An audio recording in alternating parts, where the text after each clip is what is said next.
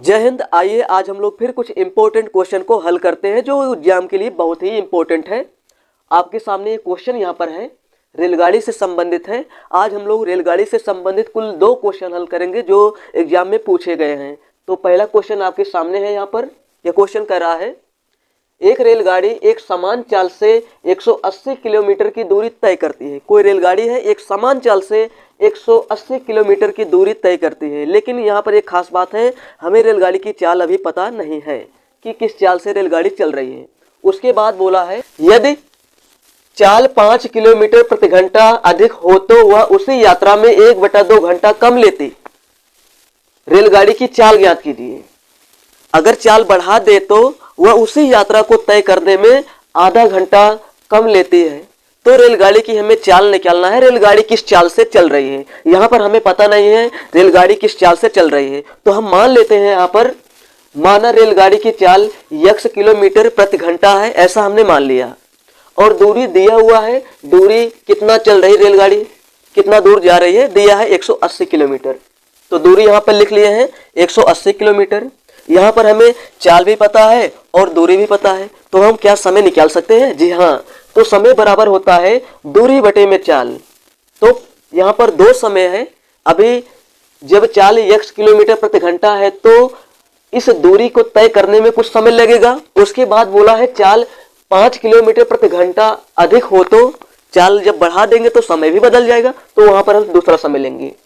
तो जब चाल x किलोमीटर प्रति घंटा है और दूरी 180 किलोमीटर है, तो 180 किलोमीटर दूरी तय करने में कितना समय लगेगा? समय बराबर हम जानते हैं दूरी बटे में चाल। दूरी 180, चाल कितना है x किलोमीटर प्रति घंटा, तो समय मिल गया t1 बराबर 180 बटे में x। इसे हम समीकरण 1 मान लेते हैं। ठीक है। इसके बाद बोला है, यदि चाल 5 किलोमीटर प्रति घंटा अधिक हो, यदि चाल 5 किलोमीटर प्रति घंटा अधिक हो। अभी चाल कितना है? x है। अब x ना होकर x से ज्यादा 5 किलोमीटर प्रति घंटा अधिक हो जा रहा है, तो x प्लस 5 हो जाएगा। तो चाल कितना हो गया? x प्लस 5 किलोमीटर प्रति घंटा। ठीक है।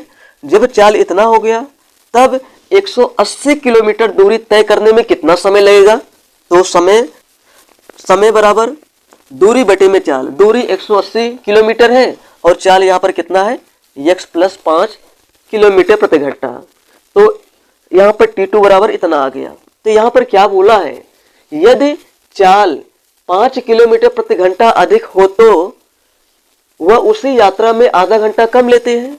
जब हम चाल नहीं बढ़ाए तो समय इतना लग रहा था, जब चाल हम नहीं बढ़ाए थे तो समय इतना लग रहा था t1। जब हमने चाल बढ़ा दिया तब t1 न लगकर t1 से कितना कम लग रहा है? 1/2 घंटा कम लग रहा है। ऐसा बोला है क्वेश्चन में। तो वह उसी यात्रा में आधा घंटा कम लेती, यानी शुरुआत में जितना समय लग रहा था t1, अब t1 न लगकर कितना लगेगा? t1 माइनस 1/2 इतना समय लगेगा। लेकिन यह समय कब लगेगा? जब हम चाल बढ़ा दिए हैं 5 किलोमीटर अधिक। तो 5 किलोमीटर अधिक हम चाल किए हैं, तो उस चाल से रेलगाड़ी जब चलेगी तो कितना समय लगेगा 180 किलोमीटर दूरी तय करने में? t2। कितना समय लग रहा है? t2। तो t2 बराबर t1 माइनस 1/2। यहीं पर आपको ज्यादा से ज्यादा दिमाग लगाना है। ये तो हमने केवल पढ़कर यहाँ पर इसे लिख लिया है। ज्यादा दिमाग कहाँ लगाना है? हमें यहीं पर लगाना है। ठीक है। अगर इसे आप समझ गए तो पूरी सवाल आप बड़ी आसानी से हल कर सकते हैं। ठीक है। उम्मीद करता हूँ आप लोग इसे अच्छे से समझे होंगे। अगर इसे आप अच्छे से नहीं समझे तो एक बार और समझा देते हैं। क्वेश्चन में कहा है, एक रेलगाड़ी समान चाल से चल रही है। कितना दूरी जा रही है? 180 किलोमीटर एक समान चाल से चलती है। उसके बाद कहा है, यदि चाल 5 किलोमीटर प्रति घंटा अधिक हो तो उसी यात्रा में 1/2 घंटा कम लगेगा। ऐसा कहा है क्वेश्चन में। जब हम चाल बढ़ाएंगे तो समय कम लगेगा। तो समय किसमें कम लगेगा? प्रारंभ वाले में समय कम लगेगा। प्रारंभ में समय इतना लग रहा था t1, जब चाल बढ़ा दिए तब समय कितना कम हो गया? आधा घंटा। तो इसी में न समय कम होगा। तो यह t2 बराबर हो जाएगा t1 माइनस 1/2। तो हम क्या करते हैं, इसको थोड़ा व्यवस्थित कर लेते हैं। हम क्या करते हैं, 1/2 को इधर लाते हैं और t2 को उधर ले जाते हैं। तो क्या बन जाएगा? T1 माइनस T2 बराबर 1/2। ठीक है, ये उधर गया तो T1 माइनस T2 हो गया, इधर आया क्या हो गया 1/2 प्लस 1/2। अब यहाँ पर हम T1 और T2 का मान रख देते हैं। ठीक है, यहाँ पर रखते हैं T1 और T2 का मान।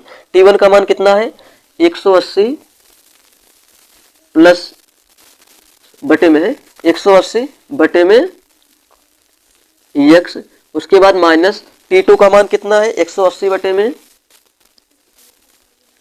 x plus 5। अब इसे हम हल करते हैं। यहाँ पर देखेंगे 180 यहाँ भी है यहाँ भी, तो कॉमन कर लेते हैं तो हल करने में आसानी हो जाएगी। तो हमने कॉमन कर लिया, यहाँ पर आ गया 1/x माइनस 1/x प्लस 5 बराबर 1/2। ठीक है, अब हम इसे हल करते हैं। अब देखिए ये बन गया भिन्न, तो भिन्न जैसे हल करते हैं उसी तरह हम इसे हल कर लेते हैं। इसका मल्टीप्लाई हम यहाँ करेंगे तो ये कितना हो जाएगा 180 इधर ही रहेगा, तो इधर आ गया x प्लस 5, उधर जाएगा तो माइनस x बटे में x प्लस 5, नीचे का मल्टीप्लाई नीचे हो गया बराबर 1/2। इसे थोड़ा और हल करते हैं। ये x और x से कट जाएगा तो यहाँ बचेगा 180, ऊपर बचा है 5, ऊपर बचा 5 और बटे में x मल्टीप्लाई कर दो अभी यहाँ पर इसका, x का मल्टीप्लाई x में तो x स्क्वायर और x का मल्टीप्लाई 5 में तो 5x बराबर 1/2। ठीक है, अब इसे हम इधर हल करते हैं। अब देखिए x स्क्वायर प्लस 5x का मल्टीप्लाई 1 में होगा तो कितना बन जाएगा, देखिए ये बन जाएगा x स्क्वायर प्लस 5x, इसका मल्टीप्लाई 1 में किए तो बन गया। अब 2 का मल्टीप्लाई इधर करते हैं तो 2 गुणे 5 गुणे 180, तो पूरा कितना बनेगा 5 दूना 10, 10 गुणे 180 करेंगे तो कितना बनेगा 1800। कितना बन गया 1800। अब इसको हम क्या करते हैं थोड़ा व्यवस्थित कर लेते हैं, इसको हम उधर ले जाते हैं, इसको हम उधर ले जाते हैं तो ये बन जाएगा x square plus 5x minus 1800 बराबर 0। तो ये बन गया द्विघात समीकरण। अब इस द्विघात समीकरण को हम हल करते हैं। ठीक है, इस द्विघात समीकरण को कैसे हल करेंगे, इस बीच वाले पद को तोड़ेंगे दो भागों में, जोड़े या घटाए प्लस 5 आए और गुणा करने पर माइनस 1800 आ जाए। तो हम दो संख्याओं में कैसे विभक्त करेंगे, इसे तोड़ने का एक सबसे आसान तरीका है, ये जो 1800 है इसका हम गुणनखंड कर लेते हैं। इसका एक बार पहले हम गुणनखंड कर लेते हैं, इसका गुणनखंड कर लेते हैं। 2 से काटेंगे कितनी बार कटेगा 2 9 18, आ गया 900। इसे आप 2 से काटेंगे तो 2 चौके 8, 2 पचे 10, आ गया 450। फिर 2 से काटेंगे 2 दूना 4, 2 दूना 4, 2 पचे 10। उसके बाद अभी ये 2 से नहीं कटेगा, अब कितने से कटेगा 5 से, 5 से काट दो, 5 दूना 10, नहीं कटे 5 चौके 20, 5 चौके 20, 5 पचे 25। अभी ये 5 से कटेगा, 5 9 45, 3 से काट दो इसे, 3 त्रिका 9, फिर 3 से कटेगा, 3 एकम 3। अब हमने 1800 का गुणनखंड कर दिया, ये गुणनखंड हो गया। अब इन्हीं संख्याओं से हमें दो संख्या बनाना है, आपस में गुणा करें और जोड़े घटाए सब इसी में हमें व्यवस्थित करना है। देखिए हम कैसे करते हैं, तो यहाँ देखिए व्यवस्थित करते हैं। 3 त्रिका 9 पचे 45, एक संख्या मिल गई क्योंकि हमें अंतर भी करना है ताकि 5 भी आए। तो 3 त्रिका 9 पचे 45, तो एक हो गया अभी 45। अभी चेक कर लेंगे सही है कि नहीं है। उसके बाद यहाँ कितना बन रहा है 5 दूना 10, दूना 20, दूना 40। तो दो संख्या हमने इससे बना लिया है। अब देखते हैं हम यहाँ पर एक बार हम 45 में से 40 घटाते हैं, कितना मिलता है। 45 में से हमने 40 को घटा दिया, कितना आ गया 5 आ गया। अभी तो सही है। हमने 5 को दो भागों में तोड़ा है, 45 और 40 में। 45 में से हमने 40 को घटा दिया, कितना आ गया 5 आ गया। अब क्या करना है, अब 45 गुणे माइनस 40 करेंगे, देखते हैं क्या माइनस 180 आता है। देखते हैं, गुणा करते हैं, 4 पचे 20 का 0 हो गया, एक 0 पहले से है, ये वाला यहाँ आ गया, 4 चौक 16, 2 18 आ गया। ठीक है, हमने इसको सही तोड़ा है। इसी तरह हम इसे तोड़ते हैं बीच वाले पद को। ठीक है, अब इसे हम हल कर लेते हैं, अब ज़्यादा इसमें कुछ है नहीं।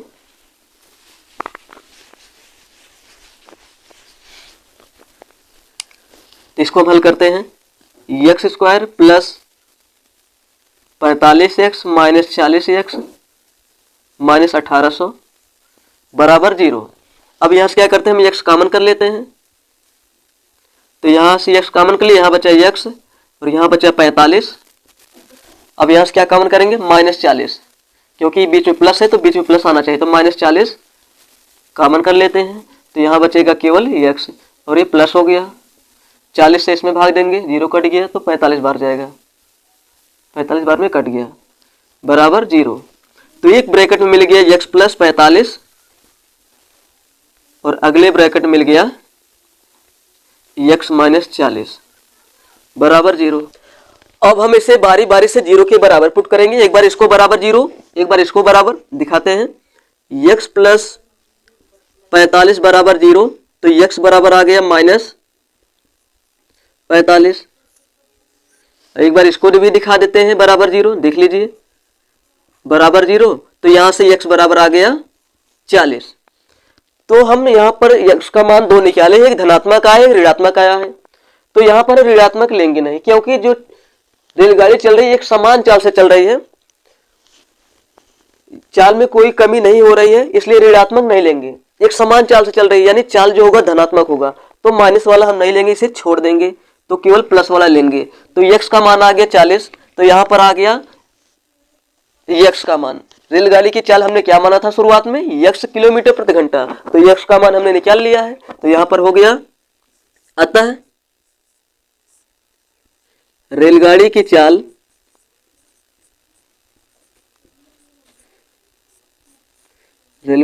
चाल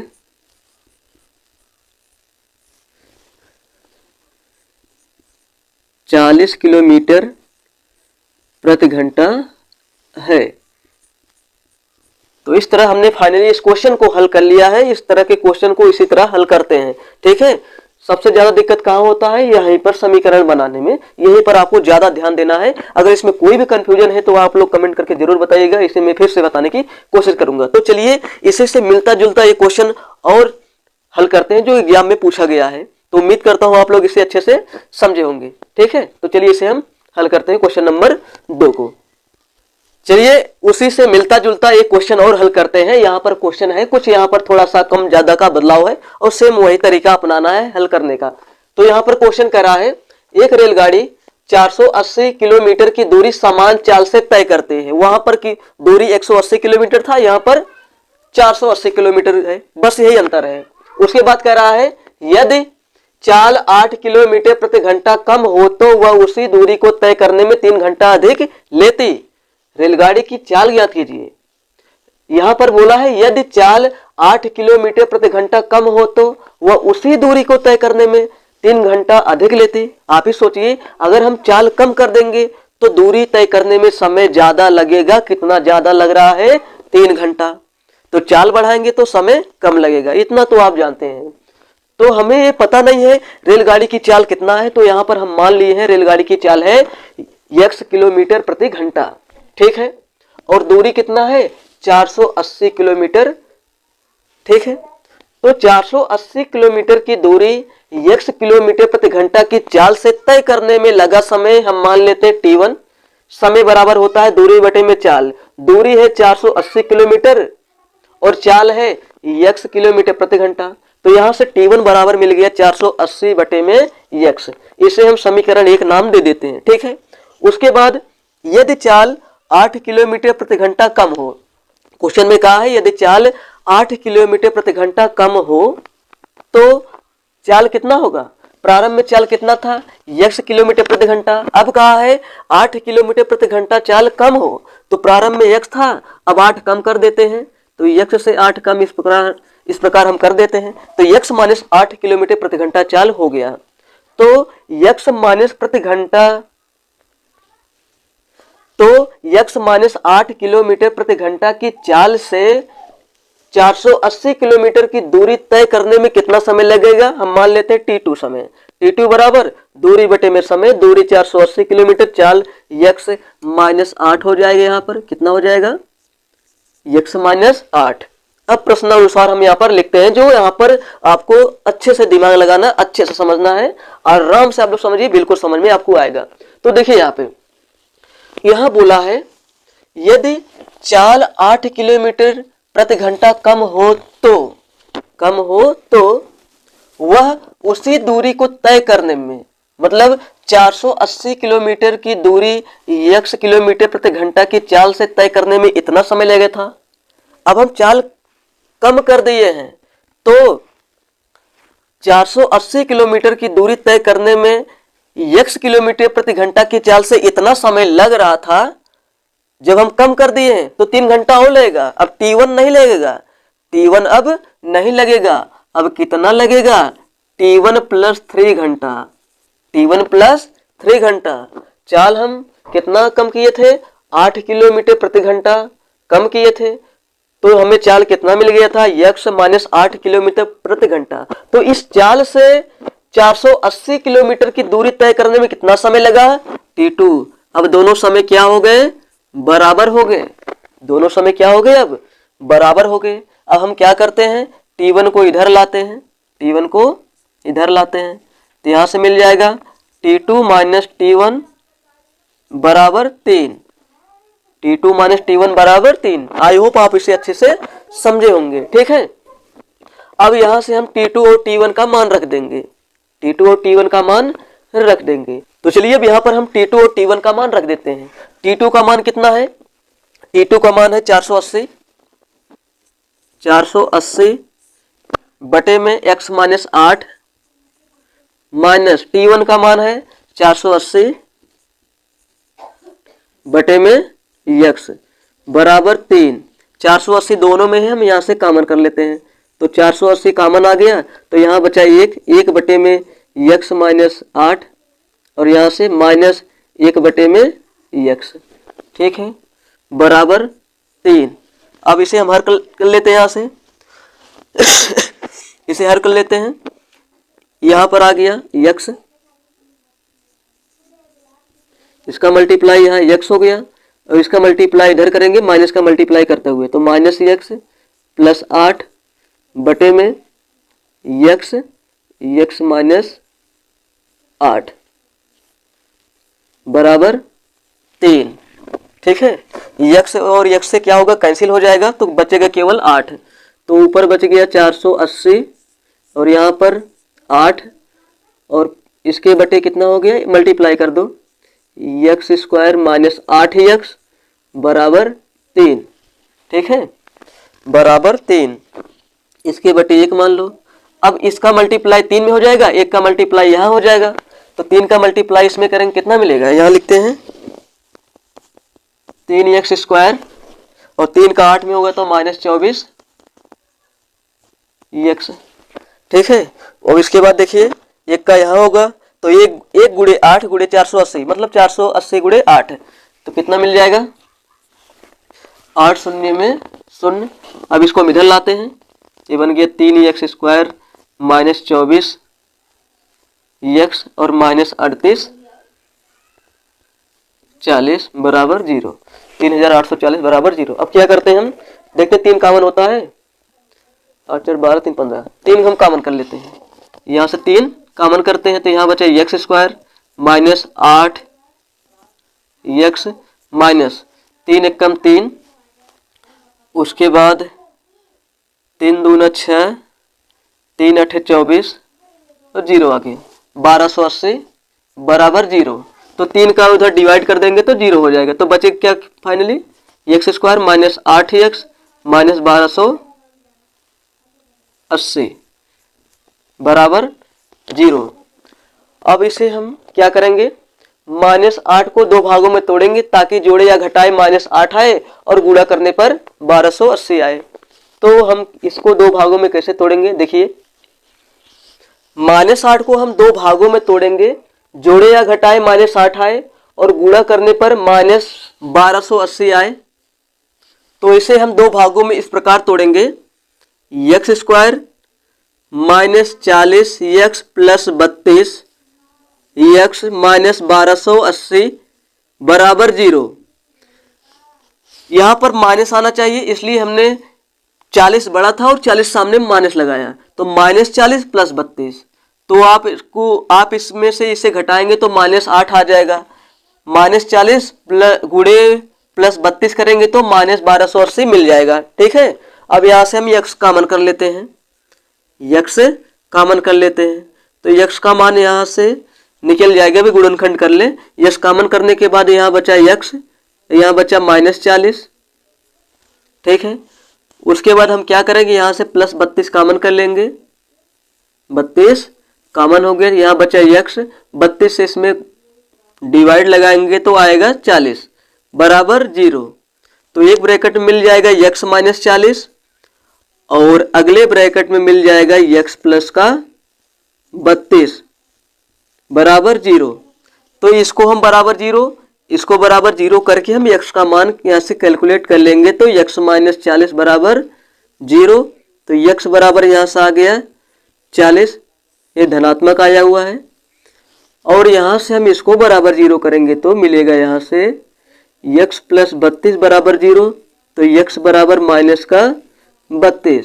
तो चाल को हम ऋणात्मक नहीं लेंगे, यहाँ पर जो रेलगाड़ी की चाल है एक समान चाल से रेलगाड़ी चल रही है। ठीक है, अब यहाँ पर जो धनात्मक है वही हम ले लेंगे। तो रेलगाड़ी की चाल यहाँ पर आता है, रेलगाड़ी की चाल को प्रारंभ में हमने माना था यक्स किलोमीटर प्रति घंटा है और यक्स का मान हम यहाँ पर निकाल लिए हैं। अतः रेलगाड़ी की चाल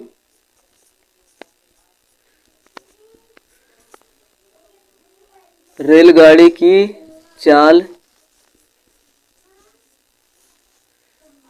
40 किलोमीटर प्रति घंटा है।